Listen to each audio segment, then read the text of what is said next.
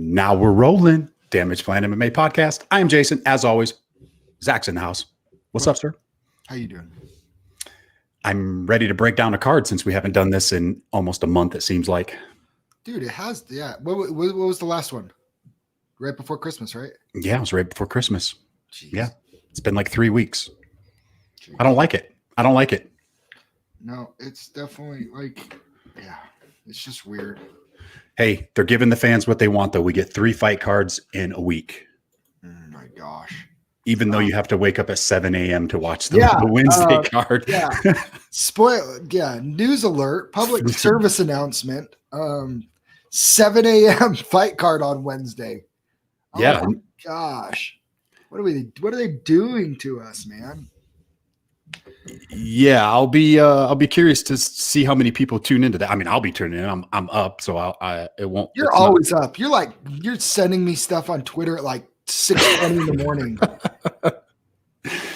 You know, I'm just an early riser, man. It's because you're old.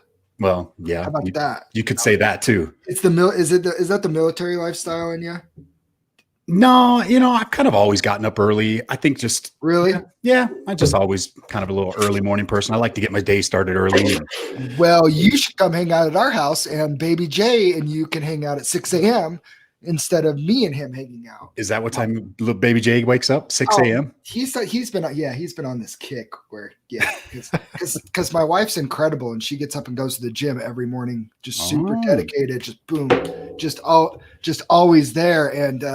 And so if Baby Jay wakes up a little earlier, has a little bit of a rough morning, he gets to come lay in bed with me and hang out with me. But he wasn't having any of it this morning. I'm not going to say I miss those days. Well, my kids are all a little older. I love it and appreciate it because I know I'm going to miss it when it's gone. That's true. But like in the moment when you're trying to you're like, dude, just suck on your binky so I can close my eyes for 5 more minutes. Just take a nap. Just take a nap. And then of course I text Hillary and I'm like, I hope you're on your way home from the gym soon because he doesn't want me. And she's like, crap, I'm coming. And 2 minutes before she gets home, he falls asleep. I'm like, oh, come on. That was our morning. Sounds like fun. He's the best baby though. He's such a good baby. Nice. So who won at Topgolf last night? I saw you guys went to Topgolf. Not me. Oh, you got worked, huh? Dude, they got some cool games. Have you been to Topgolf? I've been a couple times. We should go. That would be fun. We go. It's so fun. And the food is amazing. If anybody hasn't been to Topgolf, the funnest thing about Topgolf is you don't have to be a golfer and you don't have to be good at golf, whatever. It's just fun and the food's incredible. Everything I've tried there has been really good. Well, I'm not good at golf, but I will. That's fun. Go. Yeah, we should go. Yeah. No, Hillary did really good. Hillary's sister, who used to golf but hasn't for a while, she won. So they have an Angry Birds game now where it's they put it up on the screen like an Angry Birds thing. Yeah. Put it off the mat into the thing. And then it tracks the chip and the ball tracks and the ball becomes the bird on the screen and hits it to knock down. We played that. I mean, I personally the people that golf all lost at that. And the ones that didn't did fine. So that's kind of how that game worked. I'm not saying anything, just saying, but it's fun for everybody. It's super fun. It's cool. I'll have to check it out. Went with Hillary's whole family. It was a good time. Sounds like we'll have to do it. Yeah, for sure. So you ready to break down this card for tomorrow afternoon? I shouldn't say morning, really. It starts at what, 10 o'clock tomorrow? Does it really? Yeah, it starts at 10 a.m. tomorrow. Our time, Mountain Standard Time for those of you guys listening. Oh, and I did see Khabib said, here we go. Or Dana said, here we go. And him and Khabib walked into a room to sit down and talk. Yes, I did see that. What do you think? What do you think? What do you think happens? I think Khabib says, that's great, Dana, but I'm good. That's Garrett, what's up, man? Hey, Garrett. I think Khabib just goes, that's great, Dana. I'm good. I'm good, man. As much as I want it to happen, I think. Why do you want it to happen? I'd like to see him fight. I want to see him fight. You just like to watch him smash people. He's at the pinnacle of his career. Just tune in to watch Chimaev. That'll be the next 10 years. Chimaev's going to lose to Edwards. So how dare you? No. And then this whole Nate Diaz at 155 thing has got me all sorts of there's no way they can make that fight with Justin Gaethje. but he said former interim or former title challenger, right? I'm like, RDA, gosh, like this is a horrible matchup for Nate Diaz. It's a horrible matchup for him. I don't really at care. 150, we haven't seen him at 155 forever. Maybe he's a little better at 155. I don't know. Garrett's chilling at work. We need to have Garrett on to help break us down the cards. He's the breakdown king. He's the king. Yeah, he is the king. I mean, our picks are okay, but Garrett's picks are he's spot on, man. He's pretty dang good. He's pretty damn good. It's gonna be I like Garrett. It's gonna be Gaethje, dude. Great for Justin Gaethje because he's gonna get a nice fat payday and an easy win. And then they're gonna just say the winner of that fight gets to fight Conor, assuming that he beats Poirier. That's exactly what's gonna. Oh my gosh, it makes me sick. That is such a Dana White thing to do. The UFC is really pushing that. Conor's winning tomorrow or next weekend. It almost makes me want to cheer for Poirier a little bit more. Yeah. It really does. Ruin their plans. Just to ruin their plans. I love Conor, but just to ruin their plans. And Poirier won, and then they're like, "Well, crap. Now what do we do?" Yeah. It ain't happening. Well, I guess you could do that and run it back with Gaethje and Poirier for the 155 belt. I'd be good with that. What about Oliveira? What about him? They're going to give Conor the easiest stylistic matchup. Yeah, they usually. I mean, that's what they do. It's what they do. That's what Dana does. He's the cash cow, man. Yeah. All right, let's break this card down real quick. Okay. All right, we'll breeze through these prelim ones pretty quick because we should be pretty quick on these ones. So first fight of the night, we got Jacob Kilburn and Austin Lingo. I like Austin Lingo here. A little better than 2-1 favorite. He just suffered his first professional loss in his UFC debut against Yosef Zalal, and it's not a bad matchup. But I like his experience on the LFA circuit. I mean, his last 5 fights before coming to the UFC were in LFA, and all finishes except one. And he's 6 of them. Yeah. Johnny Bedford and Jimmy Flick fought. He got a win on that LFA card in his pro debut.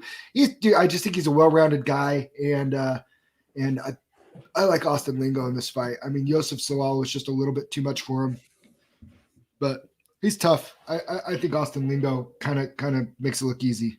Yeah. Okay, Garrett. Garrett's going Kilburn on this one. I really like these guys coming out of the LFA, out of that LFA circuit. When they have that background coming out of the LFA, you're seeing that transition over into the UFC. You're seeing all these guys coming in there, and they usually do fairly well. And I'll give you another reason. Even though Garrett just brought up a good point, he's Kilburn sounds like he's training over at ATT, American Top Team. Yeah, he's taking a year off, and I do like. I mean, if you're taking a year off to better yourself in an area, I do like that. The mental aspect of it for me though is, his losses. 2 of his 3 losses have come on the Dana White Contender Series and his UFC debut. I don't know if it's a butterflies thing, if it's a big stage thing, it's whatever. I'm not as familiar with island fights, but. Where else he's been fighting, but I like the LFA stage, and I mean losing to Billy Quarantillo is it's not like an embarrassing loss or anything. So it'd be a good fight. I just think that Austin Lingo just edges it out. I have no betting interest on this fight, but I'm going to take Lingo. I like he's training over at Fortis MMA, which I like, even though they haven't had very much luck lately over at Fortis with their fighters, but it's okay. I'm going to go with Austin Lingo. Yeah. Next up, we got Sarah Cheesecake Morris against Vanessa Mello. Great nickname. Cheesecake. This is kind of one I think it's kind of a maker. I think the loser is out. Don't you think? Loser leaves town. Match. Yeah. There's just a loser leaves town. Yeah. You look at these ladies' resumes. I kind of give a slight edge to Sarah Mariah. She is a 2-1 favorite in the books. Again, I'm not convinced either of these girls come out and do anything exciting. I would bet that the over-under is a heavy over. Yeah, it's almost 4-1 for the over that goes the distance. It's tough. These girls are tough. They're division fillers. You got a 6-6 versus a 10-8. Nothing jumps off the page. Both been in there with some good fighters, and good fighters to decision. Sarah Morris was on the Ultimate Fighter. But I would have to give her the edge. But again, I would not. I would stay far away from trying to bet on an outcome in this, because I just don't think it's going to be a. It's not going to be a barn burner. Is that what you're saying? No. That's if you need to use the restroom, that might be the time. Yeah. Who do you have a pick? I'm leaning towards Sarah Moraes with her experience on the Ultimate Fighter and stuff like that. I don't have a betting pick on this one, but I'm gonna take Mello on this one just to be different. Cool. Just to be different. I have no reason why, but I'll pick Sarah because I love cheesecake. Cheesecake. Ooh, yeah. My mother-in-law makes the best cheesecake. Garrett says, just go for some food or go get a beer during this fight. Yeah. It's probably a good idea. Yeah. Next up, we got David Zawada and Ramazan Ameev. This is a good fight. I think I think it's a lot closer than what the odds are saying. Exactly. I'm actually this might be not a horrible underdog one with Zawad, because he is a 2-1 dog, and I think that he is he's going to be very much in this fight. His last win coming a year ago, very similar circumstance, wrestling another Russian with the last name Nurmagomedov. Don't know if you've heard of him. And he was a plus 260 underdog in this fight and won via triangle choke. So, he had a couple tough losses and stuff, but I mean, he's a well-rounded fighter. He's got tools. He showed that he belongs in the UFC, but I mean, Ameev too he's no joke either. But I remember his Anthony Rocco Martin fight, and I remember thinking I think I thought that he won that one, even though they lost it. If I remember that, if I remember that one right, it was a very close fight. I know he lost, but I remember thinking when I went to the judges that I thought that he might have won. But I think it's going to be a really good fight. I just think it's going to be a lot closer than people think. Yeah, his wrestling, he would take Rocco down, but I don't think he was doing, if I remember, that's the thing. I think Rocco was going for submissions off his back and was super active. Mm-hmm. He's gonna have to show some improvements in either his ground and pound or something in submissions to I don't know. I think I mean, obviously Emanov's gonna be a top tier wrestler fighting out of Russia and all that, out of Dagestan, but what's our number one rule on this podcast, Zach? We don't bet against Russians. There's my pick. But that German, he's already beat one guy with the last name Nurmagomedov. That's true. That is true. I'm just saying, I'm probably not doing anything on this, but I like his chances as a dog. I don't hate him. So you're going with Zawada. I'm no betting interest on me on this one either, but I'm gonna take Ameev on this one. Yeah, but I'm gonna take a chance on an underdog. I'm gonna go with Garrett's comment on it's probably Ameev's wrestling, just too impressive. Probably safer. Oh, and Garrett just brought up a good point. Ameev by decision is minus 110. That's nice. I like that. Yeah, I do too. I don't know why we just didn't have Garrett on to come talk to us about this. Because he's at work. Who cares? Garrett, just go in the bathroom. No, we don't need people recording podcasts in the bathroom, dude. All right. Next up, we got the big boys, Justin Tafa and Carlos Felipe. This is the first one that I love. I hope Garrett doesn't prove me wrong, because then it's gonna make me second guess it. But I think Carlos Felipe I kind of think he puts away Justin Tafa, and I think he makes it look easy. You think he puts him away, huh? Yeah. Felipe's tough, man. I know he's tough, but we're gonna do some MMA math. Remember Jorgen De Castro's walk-off knockout of Justin Tafa? What did Carlos Felipe do to Jorgen De Castro? Yeah, kind of mopped him and made it look easy. Yeah. There's levels to this, and I'm not trying to sleep on Tafa. He's a big, powerful, strong heavyweight, obviously tough dude. But Carlos Felipe he looked excellent in his fight against Jorgen De Castro, and he is a big, athletic, powerful heavyweight. And Carlos, I was really impressed with his movement and the way he beat Yorgan De Castro. I thought he made it. I thought he made it look pretty easy, and he was barking after, and he was calling for bigger names. He was, and that self confidence. Like I'll take that. I like that guy. He's a 2-1 favorite. I don't know about the over or under because I could see it kind of coming anytime because Justin Taffa is so tough. Over under 1.5 rounds it's plus 170 at under 1.5 rounds. I think it go over.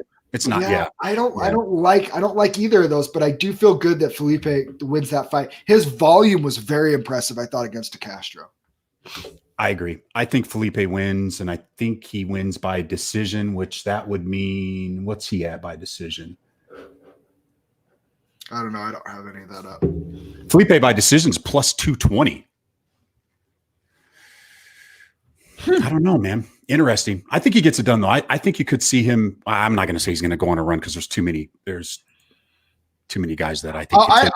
I see. Yeah. So, and I don't think he's going to be an elite heavyweight by any means, but during these low level heavyweight fights, like Garrett called it. Yeah. I do. And I think he will. So we're both on Felipe on this one. Yeah, do you think he finishes him, or do you think it goes to a decision? I don't know. I actually don't hate the decision. I could see it happening, but everybody's got it so imprinted that Yorgan De Castro just landing that perfect punch. Yeah, I don't see that happen. Like that just because one guy starts to do doesn't mean he has a bad chin or whatever. He just got hit with a perfect punch. Yeah. Next up, we got Yanan Wu and Jocelyn Edwards. First coin flip of the night on the books. Coin flip. So say what you want. They're pretty evenly matched up. I like it when I really like it when you see these girls pretty much the same type of record, same type of resume. Edwards, she's 5'6". Juan is Yanan, whatever. She's 5'8". They're good. Don't even break it down, Kaz. Man, you hate on all the girl fighters, man. I'm gonna go with the Chinese female fighter. I feel like they got a little something going in China with some of these girl fighters. The Wei Li Zhang movement. Can we call it that? The Wei Li Zhang movement is in effect, baby. I kind of like it, but yeah, I'll breeze past it. I'll skip the rest of my breakdown since Garrett's the only one interacting with us. Yeah, I'm going to say the same thing. I'm going to go with Wu on this one as well. Yes. I don't have a betting interest. Nope. Next up, this one should be exciting and great fight. Nasruddin Imov against Phil Megatron Hawes. You go first on this one. Because I have my pick and I'm going to say why, but so I'll hear you first this time. Here's the thing: Phil Hawes has been super impressive. His last he's had 2 fights in the UFC, right? Yep. He had that one where they pretty much gave him a win against Jason Malcolm. I mean, let's call it what it is. That guy shouldn't even have been fighting in the UFC. He still should be on the local level, if you're asking me. But it's the Robert Whitaker's coach, right? Yeah, coach. Yeah. Trains with Robert Whitaker. But the thing I like about him, he's powerful, he's explosive. He goes for the finish, but if there's one knock on him, it's that he gasses. And I think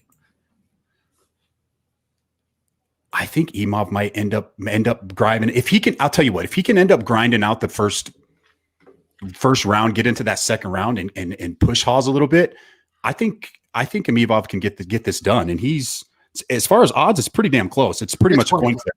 Yeah, it's a coin flip fight. Imov's coming off a win against Jordan Williams back in October, which I think is a little more impressive than Hawes's last fight with his victory.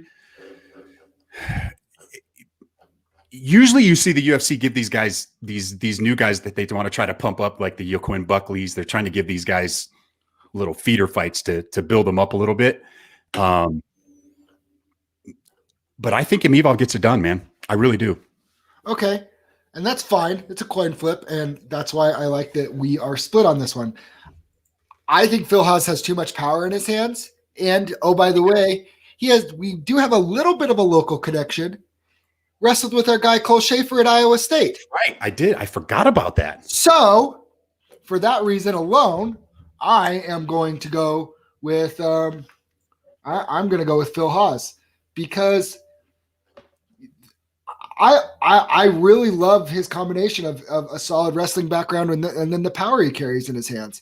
And he is, let's see, and the other thing, I just like his experience again, right? He did have a loss on the Ultimate Fighter. That's fine. Fought in the World Series of Fighting, Dana White Contender Series, Bellator, Contender Series again. He's fought on a pay-per-view in the UFC on an undercard. I think that stuff's important. And he's fought on the big stages and he's shown improvement. And I understand what you're saying about the gas tank, right? You know, if you can kind of get him into the second, third round, that's kind of been his Achilles heel. But not too many people can take him to the second or third round. He's got freaking lightning in his hands, man. So I like Phil Haas. I think it's very generous that to be able to get him at minus 120. I think he should be closer to minus 160. And I like Phil Haas. I'm a believer, and maybe I'm just biased because of my boy Cole Schaefer, and I love Cole. And Cole says he's a monster. And if Cole says he's a monster, dude's a monster. I think. Yeah, he's definitely fought the higher caliber fighters. Imov's also the younger fighter. Phil Haas is older, so you're going to have a little bit. Phil Haas is like 32. Imov's only 24. Hey, you watch it call him 32 old. Dude, I don't even want to talk about getting old. I got a birthday coming up soon. What are we doing? Let's go to Top Golf for your birthday. We can go to Top Golf. Let's go for your birthday. Do you guys want to go to dinner with us? Yes. We're going to Market Street on not the 23rd. We're going on the 22nd. Because there's plans happening on the 23rd. Bet. Big plans on the 23rd. Next Friday night? Yes. I'll let you know the time. Okay. A couple other people are coming too. Okay. All right. Market Street it is, baby. So we're going to go in a little disagreement. I don't have a play on this money. And neither of us are mad at the other one for these picks. I think this is going to be a really good fight. Really, really good fight. I think we're going to see something electric happen in this fight, one way or the other. Next up, we got Punahele Soriano against Todorovic. Nice. Both undefeated. Nice pronunciation there, sir. Wasn't that pretty good? So the last time I watched Todorovic, I don't know if I said that right or remotely close. Yeah. He reminded me of a bad guy on a Bond movie. He has zero expression in his face. He's just kind of like this Terminator, he's terrifying to me. I'm picking him purely because he literally scares me. And that guy. I mean, his last fight I just thought he was really impressive. He fought Daquan Townsend, and who's a big, powerful guy in his own right with a ton of experience. We thought Townsend had the experience edge on that, and it was just yeah, I did. I really did. But Todorovic, dude, he might be something. I think there's a chance he might make some noise in the middleweight division. I like him a lot, and I mean, but it's tough. I'm not trying to sleep on a guy that's undefeated too, but Todorovic's just a little bit taller, a little bit bigger, and I don't know. They're both good background. I would say Soriano has the better, higher level past opponents coming up through the LFA circuit and things like that. I think it's a great fight. I think it's a little bit too early for both of them to be fighting each other, honestly. I think it's going to be a great fight. I do too. I love Soriano's nickname, Storytime. Storytime. That's interesting. That means he's going to put Todorovic asleep. Dude, I don't think he's going to put him asleep. I really don't. I don't think you can. Yeah, I don't think you can knock out Serbians. I don't think they have a button to be knocked out with. You should ask the nod sometime. Oh yeah, he's a scary dude. Yes, they're Serbians, dude. He's a scary dude. This is one that I keep going back and forth on because I really like Soriano. I think he's tough. I don't think it's going to be a knockout. I actually think this one goes to a decision. Yeah, I think this is going to be just a freaking. Yeah, I think this is going to be a war, a 3-round war. I'm gonna go with the underdog on this one. I think Soriano's gonna edge out a decision. You're just being a jerk. I know. You're just doing it to go against me. We're doing the podcast. You're just doing it to go against me. I don't appreciate that. All right, let's go. It's gonna be good. It's a great fight. I don't think there's a. I think the fans are gonna be the winners on that fight. Yeah. Over. What's the over? It's if you're gonna bet at the over, I'm looking at best fight odds. 5 Dimes has it at minus 167 on the over, plus 152. I think if I was gonna do something, I would play on the over on that. I like it. Okay. Next up, Joaquin Buckley against Alessio Di Chirico. Did I say that right? I don't know, but it sounded good. You know what I really liked? Did you watch the face-offs? I haven't yet. I wanted to. Buckley seems to be one of those guys that they're kind of edging along there. 100%. And man, I mean, I wanted to pick Di Chirico. I wanted to pick against Buckley so bad, but I can't. Not this one. This fight was made for him. You know, he's got a lot of momentum, and this was we don't want to break the momentum fight. I think so too. He's anything can happen in there, but they're hand feeding him a guy that should be very beatable for him. Yeah. I actually think he's going to KO him too. Way interesting is Di Sereno. He's lost his last 3 fights, but all by decision against tough guys. Kevin Holland didn't put him away. Who else has he fought?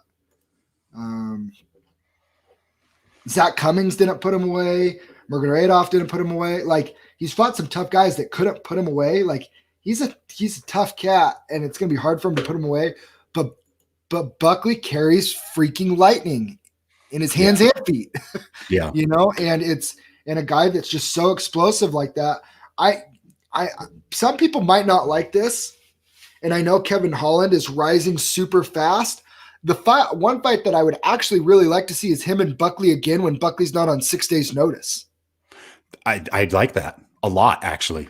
And Buckley, not just 6 days notice, had fought 6 days previous and was like on a couple days notice. Yeah. No, I like that a lot. And I think they're on a crash course to revene again. And Buckley had some moments in that Kevin Holland fight. And yeah, I know what James Krause has said about Buckley, and I know that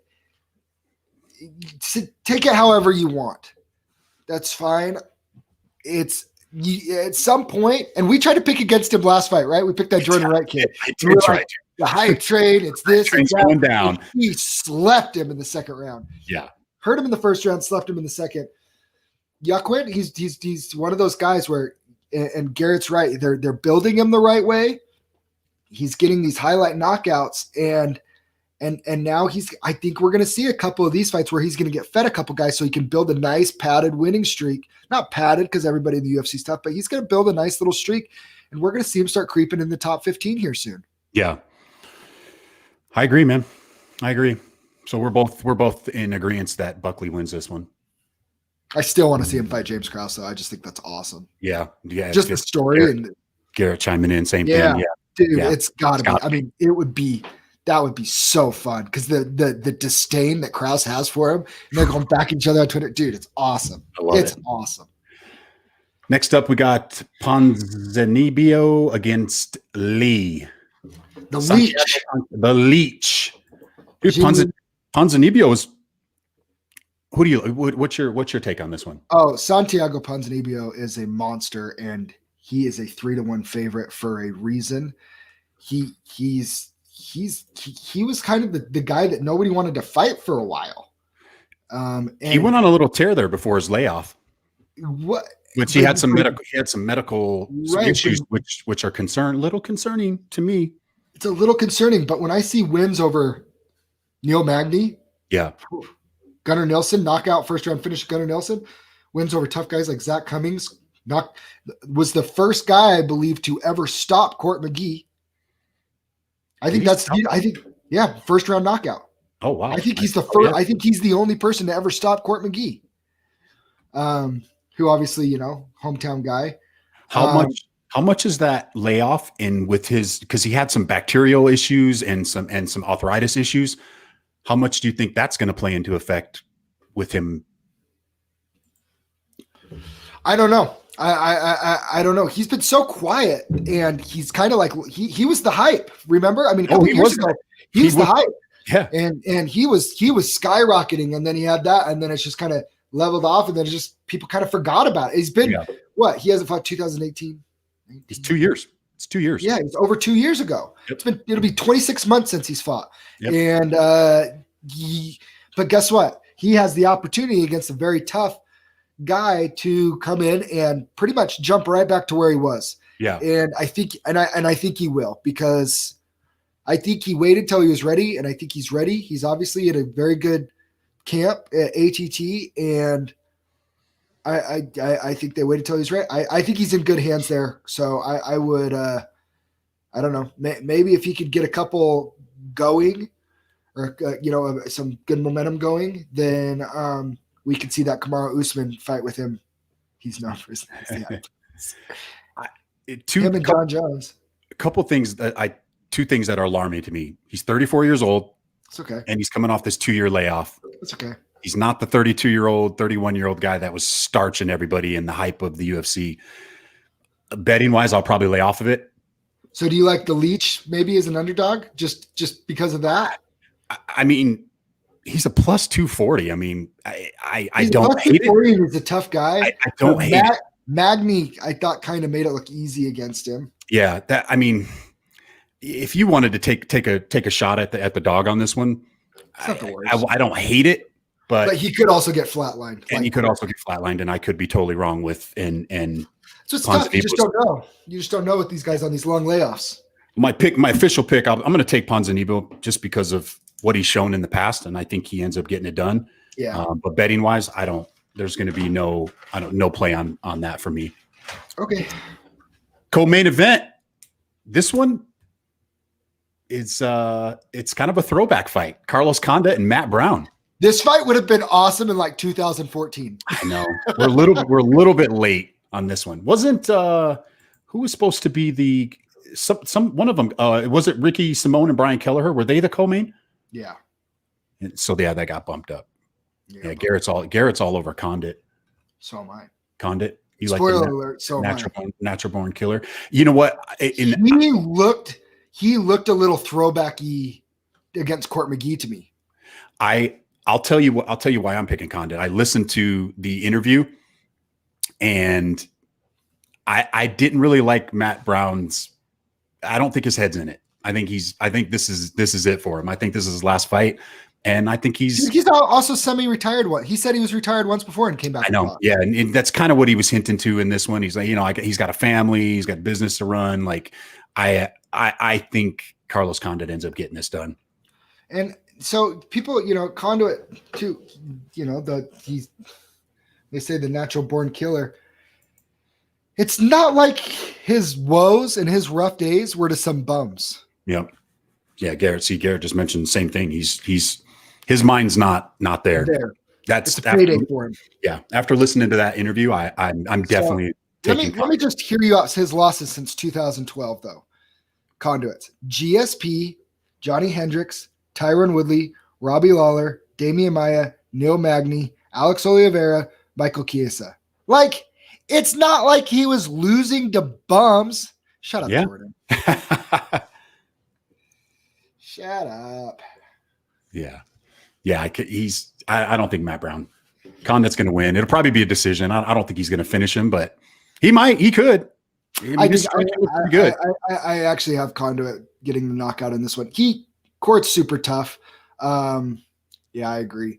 But he's super tough, and I know that Matt Brown's tough. I love Matt Brown. Like, he's one of my all-time favorite old throwback, old school. Just saddle up, I'll fight anybody. I don't care. Put some dip in his lip and rock and roll. Matt Brown's one of my favorite all-time UFC fighters. But at these points in their career where they're both done, you can see Condit still trying to be a killer, and Matt Brown is on his way out.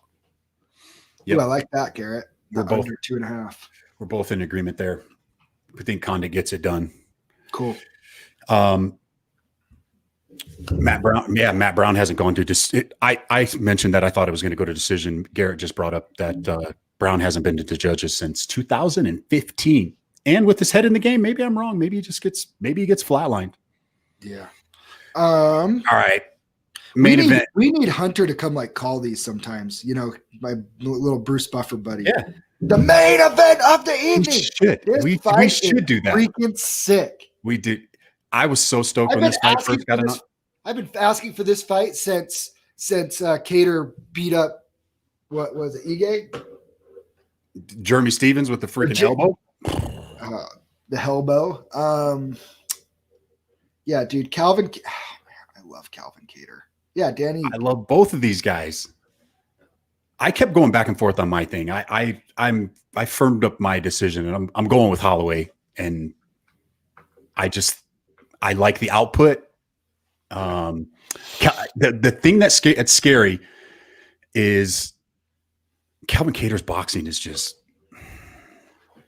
it's unreal. He's probably got some of the best hands in the UFC. It's the cleanest in the division and probably top 3, guaranteed top 5 in the entire UFC. But what worries me the most is, what has he had? Only one 5-round fight? Was his last fight, I think, with Dan Ige was his first 5-round fight, which he looked impressive. So I'm not really worried about that. But what I'm worried about is his output. He tends to start slow, where Holloway's output's going to be crazy. And Garrett, same thing. Tough guy. Holloway's never been knocked down and has absorbed over 900. Holloway might be the all-time Iron Man. And even though he's coming off of, he's got 3 losses in a row. Did he lose to Poirier? Did he have a fight after Poirier? Yeah, Frankie Edgar. He redeemed himself, which no knock on him. He went up in weight to fight Poirier, loses a decision. No, nothing wrong with that. He tried to test himself at 155, and it didn't go good. No big deal. Short notice too, right? Yeah, and that doesn't bother me. Volkanovski, super close fight. First one, second one. You could make an argument that he won. Yeah, you could make an argument that he won. You ready for this? Yeah. I don't have to make an argument that he won. He won that fight. And I think he's confident that he won that fight too. And I think he made adjustments from that first fight with Volkanovski to that second fight. And I think he'll make the adjustments he needs to make. And I think he's just going to be a little bit too much for Kattar, which it's not a bad thing for Kattar to lose to Max Holloway. Like, I don't think it diminishes him at by any means. So what the real question you have to ask yourself right here is the blessed era over? Because if it is, he loses this fight. If he wins this fight though, I mean, how do you not give him another shot at Volkanovski? And it sounds like Volkanovski doesn't want to give him another shot because he feels like he beat him twice. But it's like, did you really beat him? Or did you just kind of beat him? You know what I mean? Like, I know on the records and the judges and everybody, and you got your hand raised and it says that you won. So you feel really good about that. But sometimes, things happen and it's just a little everybody. I would, and people can correct me if I'm wrong. I think 80% of the people feel like you won. I think I do too. And if you were to bet on this, I think it would have been, if we were to bet Kattar, it should have been early on, because I think the odds came in at like plus 175 for Kattar. I mean, it's down to, he's only a plus 130 right now. And I just, yeah. Oh, if Garrett thinks if Volkanovski beats Ortega, which that's not a given either. I don't know if that's going to be. The way Ortega looked in his last fight, I think the collision course is going to be Max versus Ortega too. Yeah, for the belt. But I mean, back to Kattar and Holloway, man. I'm definitely leaning Max, but it's going to be a great fight. Like, we're starting off the year in our main event and we get Kattar and Max Holloway. Which, I mean, I'm not trying to take anything away from the champ, because he's the champ and what he's done and he's impressive. But I mean, this might as well be for a title. Like, these two are that good. Yeah. This could be a title. Like this is a good enough matchup to be a title fight. That's what makes it so great. Is on any given day. I really think the featherweight division is one of those divisions right now. So like for me, like welterweight, like Kamaru Usman's the man, right? Yeah. Yep. Lightweight, Khabib's the man right now. Izzy, he's the man. Stipe's kind of the man, even though there is one, maybe two guys that could beat him, but Stipe's kind of the man. But I feel like bantamweight and featherweight on any given day, any of those guys in the top 5 of either could beat each other. Yeah. It's who's feeling it that day. It really is. Yeah. I mean, I think Ortega, Volkanovski, Holloway, Zabit. I'm not as big on Zabit.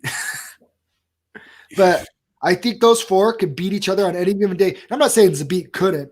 I have not seen Zabit look good past 2 rounds yet. And that's what I want to see before I throw him in that mix.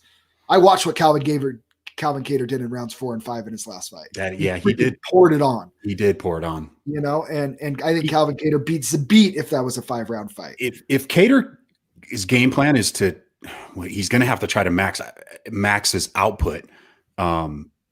If he can steal one of those earlier 2 rounds, if he can, that's what I'm saying.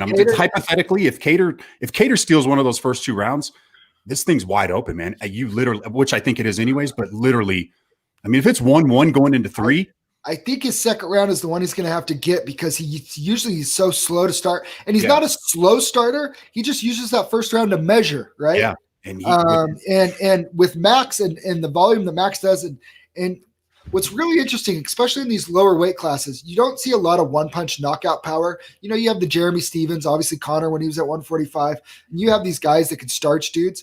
Yeah. But I feel like these leg kicks too in these lower weight classes are becoming a giant equalizer for the guys that don't have one-punch knockout power.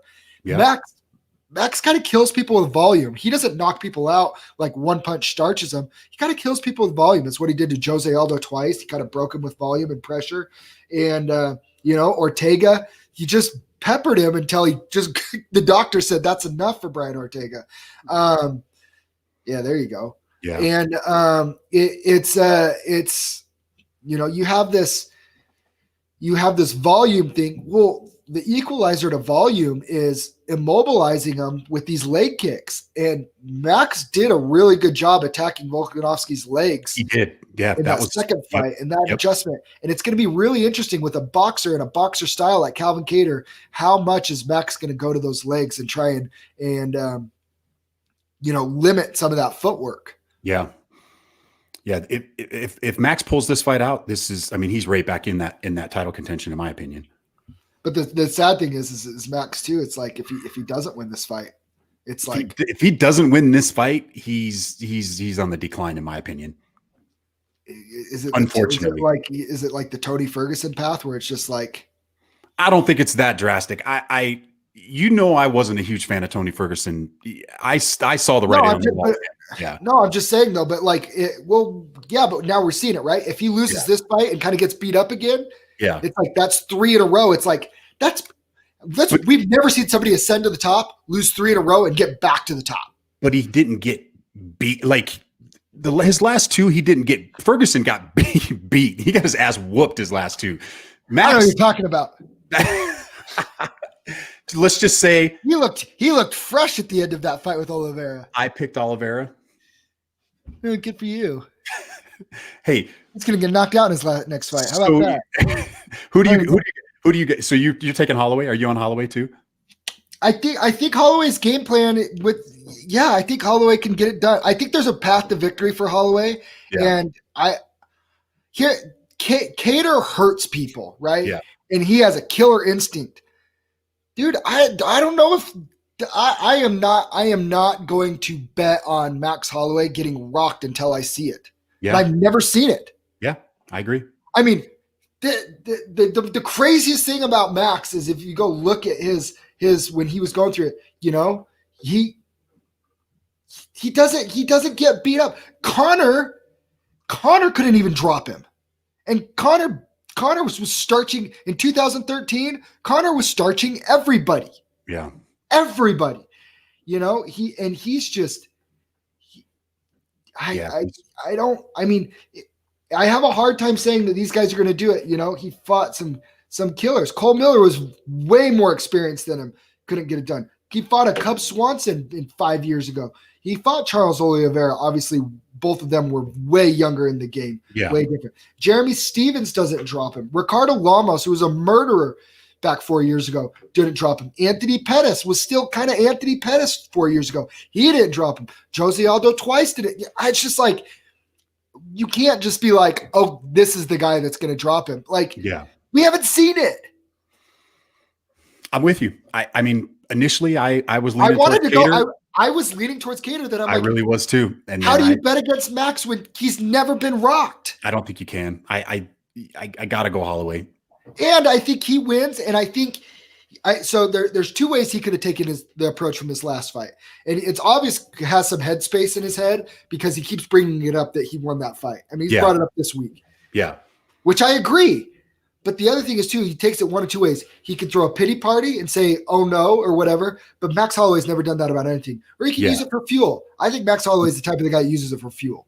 I think so, too. I like it. We're in agreement on that one. All right, before we go really quick. It's a great fight, though. It's a freaking great fight. Before we go real quick, because we'll come back next Monday or Tuesday to break down the Wednesday card. Probably Monday, since it's so early Tuesday. How about Gagne and Rosenstrike? Not Gagne, Cyril Gagne. Yeah, Gagne. Gagne, whatever his name is. Whatever his name is. Garrett, how do we pronounce his name? Cyril Gagne. I think it's Gagne. I think I said it right. That's a crazy fight. Somebody's getting knocked out. 100%. And I think it's Rosenstrike. Just saying. I'm just going to leave it at that. Well, you're in love with him. You're in love with. You can't tell me you weren't impressed with the way he looked against JDS. That was impressive. That was very impressive. His striking, the way he's how light he is on his feet. Williams also Columbus. We'll break that down later. Yeah. No, he moves better than any man I've ever seen tipping the scales at 265 in that cage before. Less was he Gagne's dude, that would be filthy. That would be absolutely filthy. But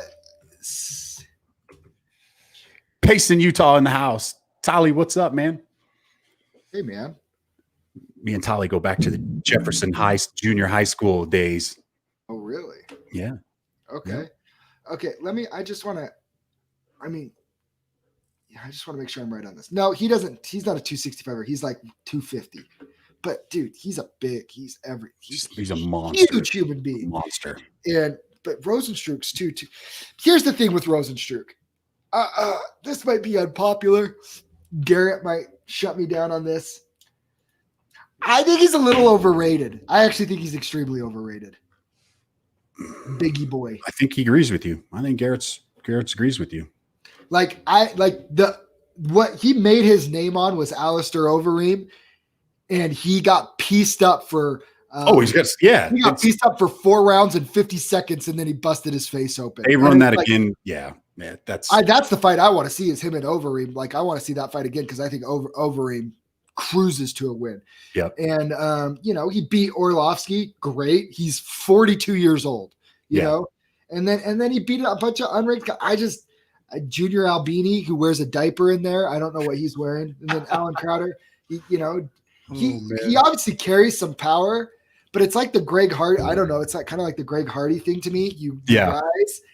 To me, it was the equivalent if Greg Hardy would have clipped Volkanovski when he got that jump up and knocked him out. Then everybody's like, "Oh, he's the greatest thing ever." Yeah. But that one lucky punch never landed, so he just didn't get like the pushover that Biggie Boy did. Yeah. And then he gets, in the sloppiest power punching fight of all time with him and Francis. Like, that was, dude, I've watched that. Somebody showed me that in slow-mo the other day. It was just like, Francis wasn't even like, they weren't even fighting. They were like, that was, just swinging. It wasn't good. And then JDS, it's like, okay, you beat up, you guys both just beat JDS. That's great. He's on his way out. Yeah, he's one of the greatest to ever do it, but he's also 5-6 years removed from that beat. Yep. So anyways, fun fight. I just had to bring that up. So we'll wrap it up for today. Garrett, let's get you on. Let's do the breakdown for Wednesday's card. We could do a fight companion live at 7 a.m. Wednesday morning. Or we could do a fight companion for the pay-per-view. We should do it for the pay-per-view. I don't know if I can do a fight companion for a pay-per-view, dude. You'll be swearing too much. I don't know. I know. I'm just joking. No, there's a different nerve set for me when Connor's fighting. It's just, I just want to sit back and enjoy that whole card. Garrett, we'll reach out. We'll do one or both of those cards for next week. Let's do it. All right, guys. Well, I think we could be watching Chimaev. Oh, if you're listening, LFA tonight too. Right? Yeah, is there LFA's on tonight? Yeah. Yes, sir. Yeah. So we got fights back. So excited. All right. Enjoy the fights. See you guys next week. Holla at your boy. We out.